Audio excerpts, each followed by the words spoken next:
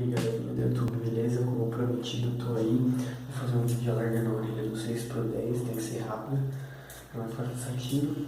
Como vocês podem ver, essa entrada da caneta aqui, entrada da ponta, é o 8.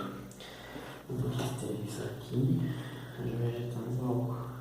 Já coloquei no álcool. Tirar aqui, o 6. Vou passar uma água aqui, uma água no álcool.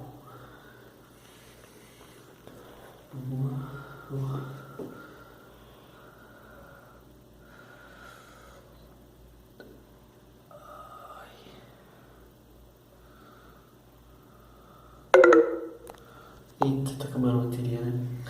Aí. 14. Passado, como prometido, tá ali. E agora eu vou colocar de novo.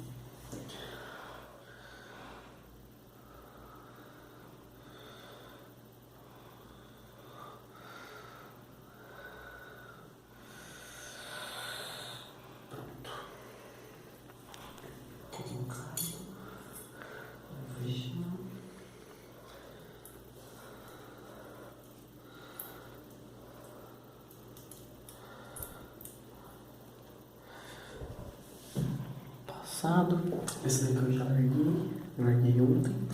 E é isso mesmo, galera, valeu aí.